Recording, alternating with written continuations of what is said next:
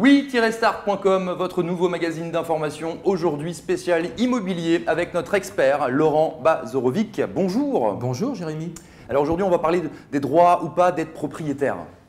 Ça vous parle? Oui, tout à fait. Non, très bien. Alors qu'est-ce qu'on appelle un primo-accédant? Un primo-accédant, c'est quelqu'un, c'est une personne qui veut devenir propriétaire. D'accord. D'accord. Donc primo-accédant, première acquisition. D'accord. Et pour cela, il y a des choses à respecter pour être primo-accédant, c'est-à-dire qu'il ne faut pas que vous soyez propriétaire de votre résidence principale de plus de 2 ans. D'accord. Donc quelqu'un qui était propriétaire il y a 3-4 ans et qui est locataire ou hébergé à titre gratuit depuis 2 ans peut prétendre au prêt primo-accédant. D'accord. D'accord. Et donc prêt à taux zéro. Ah, c'est bien ça aussi. Tout à fait. Primo-accédant, ça vous donne le droit d'avoir le PTZ. Ah, le fameux PTZ dans le jargon tout à fait immobilier qui veut dire prêt à taux zéro tout simplement. Mais en respectant certaines conditions. Comme je vous l'avais évoqué initialement, oui. Il y a des critères à respecter qui sont le revenu fiscal de référence, le lieu d'achat, quelle zone, le nombre de personnes du foyer fiscal, etc. Oui, il y a plusieurs éléments. Il y a plusieurs éléments qui vont déterminer le prêt à taux zéro et les modalités du remboursement de ce crédit qui peut aller de 12 à 25 ans. Voilà. Très bien.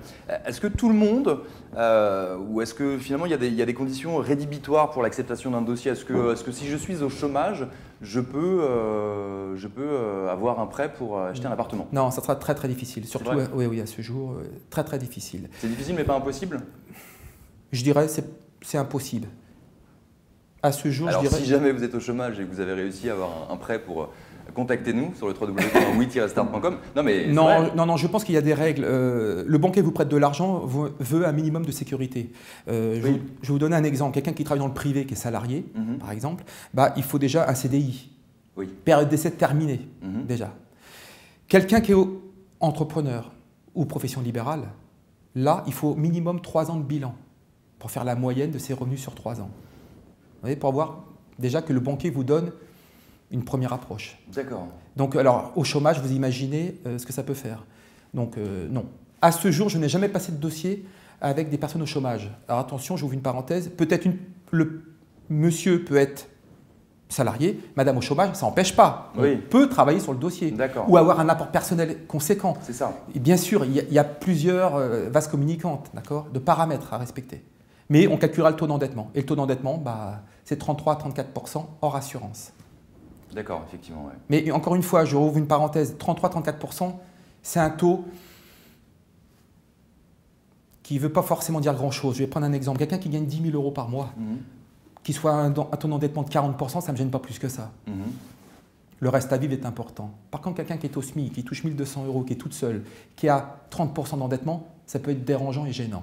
Parce qu'elle a toute seule à supporter la taxe foncière, les charges de copropriété, etc. Donc, quelque part, le taux d'endettement, c'est une règle qu'on s'est donnée, 33-34 si vous voulez, parce qu'en règle générale, les gens gagnent à peu près 2 000 à 2 000, ça fait 4 000 euros pour le couple. C'est pour ça qu'on a cette tranche de 33-34. Mais il ne faut pas que ça soit un paramètre qui ne bouge pas. Ça peut évoluer par rapport à chaque dossier. Bien sûr. D'accord. Chaque cas est particulier. J'ai compris. Une question, je travaille dans une petite entreprise, est-ce que cela est un désavantage? Non, pas du tout. Du tout? Pas du tout, pas du tout. D'ailleurs, vous avez le droit, avec le pourcent impatronal, qui vous donne le droit d'avoir, tout à fait, 10, 15, 20 000 euros, un montant qui peut rentrer dans le plan de financement, et avec un taux qui est à peu près de 2,5%. Alors quand on dit 1%, c'est parce que c'est la masse salariale. Oui. C'est l'employeur qui reverse, donc c'est la masse salariale. Par contre, l'emprunt va être de 2, 2,5, qui est toujours plus faible que 3 ou 4. D'accord. Donc, il peut être cumulé avec le prêt à taux zéro, bien évidemment, et puis avec le prêt principal. Donc, on fait des montages de lissage, etc., pour que les échéances soient toujours linéaires. Très bien, donc ce n'est pas un désavantage? Non, c'est un avantage. Donc, que vous travaillez dans une grande boîte, petite boîte, non, que vous soyez fonctionnaire ou pas, vous avez les mêmes avantages. Alors, avant, à l'époque, on dit souvent, les fonctionnaires, on peut avoir… Non. Que ce soit dans le privé ou dans le fonctionnaire, vous aurez les mêmes avantages en passant par un courtier. Enfin, moi, c'est comme ça que je travaille. En passant par vous? En espérant, pourquoi pas. Puis-je louer mon habitation et acheter en PTZ, le fameux prêt à taux zéro? Alors là, non, pas du tout. Quand vous faites une acquisition, parce que quand vous faites une acquisition avec le prêt à taux zéro, vous êtes pour y habiter, on est d'accord. Bien sûr. Imaginez-vous que 5, 6 ans ou 10 ans après, vous voulez le louer, cet appartement. Vous avez interdiction de le louer. Le Trésor public peut vous tomber dessus. Vous ne pouvez pas, parce que vous avez prêt à taux zéro. La seule condition pour y remédier, c'est simplement de rembourser ce prêt à taux zéro. Là, vous pouvez le louer. Bien, c'est très important de respecter important. cette règle. Hein. L'État vous donne un bol d'oxygène pour pouvoir acheter, ce n'est pas pour faire de l'investissement et spéculer et faire du business entre guillemets. On n'est pas là pour ça. Très bien. Un grand merci Laurent. Mais c'est moi qui vous remercie. D'avoir accepté notre invitation. On vous retrouve sur notre site WeStart. On va mettre toutes vos coordonnées professionnelles et votre site également que vous allez nous donner dès maintenant. Oui, www.bazo- sur le 6 financeaupluriel.com. Et je reste à la disposition des internautes et des particuliers. Et bien justement, vous, chers internautes, si vous avez des questions à poser à nos prestataires, www.we-start.com et on vous dit à très bientôt. Merci encore Laurent. Merci à vous. Au revoir. Et à très vite sur WeStart.